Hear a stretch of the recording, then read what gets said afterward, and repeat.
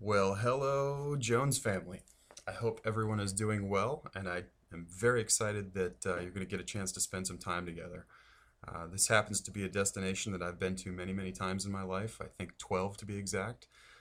And so I wanted to take a few minutes just to show you some of the items that I know when traveling through Costa Rica. I will say that I know Dad has been working extremely hard for the company, and he's been putting in a lot of long hours, and we are very appreciative of that. But I know that takes a toll on the family, and I think that this is a wonderful opportunity for you guys to get away and spend some time, which is exactly what's best for Dad because he misses his girls. I know that he tells me all the time. So I'm just going to give you a brief overview here. I have only 15 minutes to work with, which, believe it or not, is nowhere near enough time for me to explain the things I'd like to.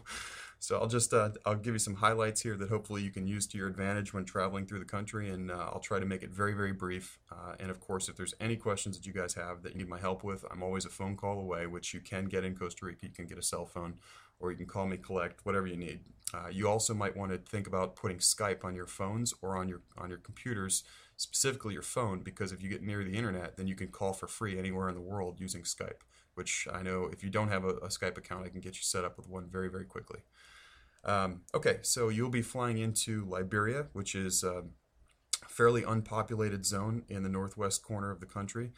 And one thing I want to point out before we even start moving is that Costa Rica has every biosphere that exists in the world, meaning you have desert, rainforest, tropical rainforest, temperate forest, etc. All of them exist there. So as you're traveling, you're going to see lots of diversity in the landscape, something that I'm sure the girls will like because you'll go through deserts and everything else. So starting off, Liberia is effectively a desert. You'll fly in there, you'll get your car rented, and you'll start the path down towards Hako, which is going to be where you're basically staying. You're actually staying in Herradura Bay, but Hako is the destination you want to look towards because that's going to have all of the uh, listings as far as on the side of the road. You'll see signs for it, and billboards and all that kind of thing. And so headed that way is the right way. Again, I have to keep this very brief. So from Liberia, you'll be heading down. Unfortunately, the roads don't show up here on this map because it's an Earth map, but you'll head down the coast, and you want to make sure you're headed towards Punta Arenas first. Punta Arenas is right about here.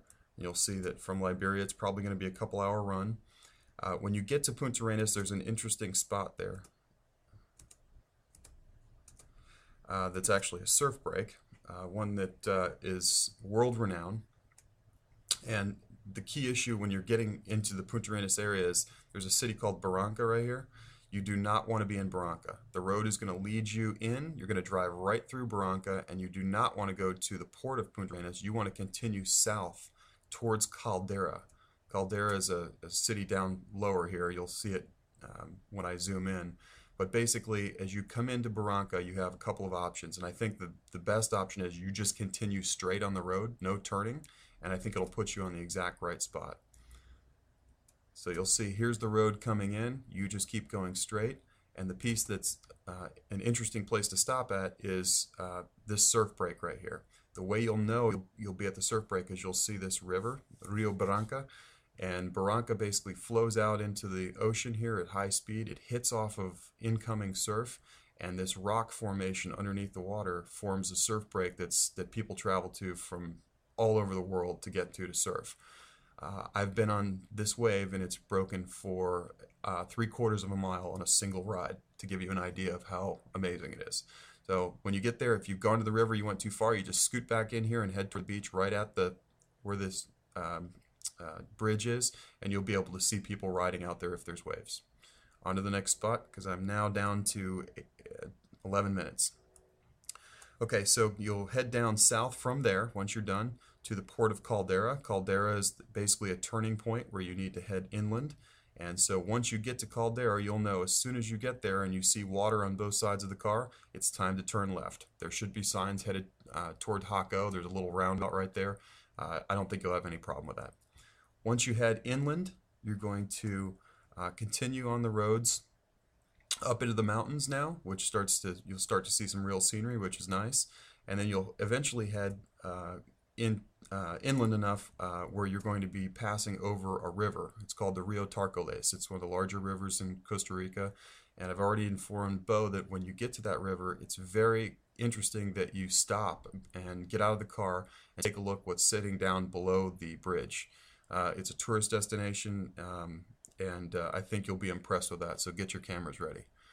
From there, you continue south towards, which means you just keep going the same direction, past the bridge, all that, and you'll start to elevate into the mountains again, and now you're heading into the city of Hako, which is actually located over here on the left-hand side. One thing I'd like you to remember when you're traveling into a major city like Hako is that they've recognized that um, speed traps are a way for them to have revenue streams. So you have to be very careful about and conscious of your speed. Just keep an eye on it while you're there. The rest of the country, it's not really a big deal, but when you're going into San Jose or into Hako, they will absolutely be gunning to make sure that you're under the speed limit. So as you travel in, you're going to be heading down from the mountains at that point into the city of Heredera and Hako. They're basically connected. Hako is the biggest city on the coast. Lots of people, lots of touristy stuff, shops, restaurants, all that kind of stuff. It's not the nicest area, but for its purpose, it works well. You can get a bite to eat and spend some time. The key issue that you want to remember is that you don't need to go all the way to Hako, which is down here. Your road actually is going to turn you off right here. You'll, instead of going on the main road to Hako, there's a turnoff that says to Heredera to Los Sueños. You can't miss it. Los Sueños is the biggest resort around here, and the one that you guys are staying at is beautiful. There's a port out back, and I don't need to spend much time on Sueños because that place is self-explanatory. The beach is reasonable here, but I would not spend any time on this beach, so I'm going to move you on to the next place. So what you want to do is you want to come into Hako for dinner and lunch and that kind of thing, whatever you need. But ideally, what you also want to do is don't spend a lot of time in Hako because it's very touristy. You want to use the surrounding area to have lunch and dinner, which is much more pristine, and the beaches are much, much nicer. And the name of those beaches is called Hermosa Beach, beautiful beach. So from Hako, there's a road right here that's hard to see, but you basically will just continue past Hako. Anytime you want to do this, by the way, from Los Sueños, it's just a 15-minute ride, and it's well worth it. You come up here past Hako, and then the road will elevate. You'll be immediately all the way up in the air where you can look down on Hako, even from this vantage point, which is only a mile away from Hako. It's beautiful, and then you continue down this direction, hugging the coastline, and when you see, sorry, I'm trying to remember the name of the hotel that's there. It's called Terraza del Pacifico. They actually do, what'll be, of course, on your right-hand side, they actually do night surfing contests there, so you can check that out, probably a Friday or Saturday night. You'll have to check with them and find out when they're running it. But it's an interesting thing to go watch because they surf huge waves at complete pitch black nighttime where they shine lights into the water, and it's a pretty neat thing to see. From there, right past Terraza del Pacifico, the road will curve a couple more times, and you'll see a string of very small little boutique hotels that are right on the beach. That's Hermosa Beach. There's the Backyard Bar. There's a hotel called the Ola Bonita, which is friends of mine, Freddie and Joanna, own. It's a great place. You can pull in there, any one of those that has a restaurant, and this is a beach where you want to get out. You want to go walk on the beach, park your car at the restaurant, leave it there, and just walk up and down, especially at sunrise or sunset. It's beautiful. It's also the most consistent surf break in the entire country of Costa Rica. It never gets small there, and it's also the most powerful one. So be careful because it's deceiving. It looks very, very small, but it will absolutely put a beating on you if you go in the water. So be very, very careful. Not a place for kids to play in the water at all. Okay, from there, we're now talking about day trips. So from your resort area in Heredera, you can travel past here. It's all paved road all the way down as far as you want to go south to get to different destinations. Between Hako right here and all the way down here to Quepos, there's nothing. This is all just open land, and you can drive for miles heading down here, probably about 45-minute drive, where you see just amazing trees and mountainscapes and those kinds of things. It's really pretty, but it's nowhere near as pretty as when you get down here. So I would suggest you take a day trip or spend the night down in this area because it's beautiful. The first big city you come to from the Jaco area is going to be Capos, Manuel Antonio. Manuel Antonio is the largest park in the country. So you can come down there. You can go to Capos, and then you can follow the signs to Manuel Antonio, which basically means at the city of Capos, you are going to take a left into the city, and there'll be signs that point you to a little roundabout, back and forth road that leads you up a mountain into the city of Manuel Antonio. Manuel Antonio is considered the Beverly Hills of Costa Rica. It's amazing. There's beautiful 8,000 square foot houses and tons of restaurants to eat at. It's a very eclectic area. It's one I highly recommend. It's one of our favorite places to go. If you just follow the road as if you're going to the national park, which, by the way, the road dead ends at the national park and you have to go all the way back the same way you came no matter what you do, then you'll find tons of restaurants and some neat little shops and things like that. It's definitely worth checking out and potentially staying there for the night. From there, the next city, and probably the farthest city you'll go to, you just continue down from Capos until you get down here to my favorite place, Dominical. Dominical is the Costa Rica of yesteryear. It's still up and coming a little bit, but the recession hit it hard, and so there's a lot of unfinished projects, which basically means it hasn't changed much in the last decade. In Dominical, which is a very sleepy little village, there's only one or two reasonable places to eat. One of which is San Clemente Bar and Grill, which is owned by Mike. He was a traveling surfer that set up shop there about 20-something years ago, and he pretty much owns the city these days, and just lives a nice life. And it's a beautiful place because you get the true Costa Rica. If you can see in the background here, you have all the mountains, all of the flora, all the fauna, all of the things that you would expect to see when you go to a jungle. So from Dominical, I would suggest you spend some time on this beach. It's extremely safe. It's very passive down there. People are very low-key, very friendly. It's typically just surfers traveling through. And you can sit out on little places next to the water. And there's, I highly recommend, again, sunsets there are absolutely phenomenal. I've got 3 minutes left to show you the rest of the country, which isn't working well for me.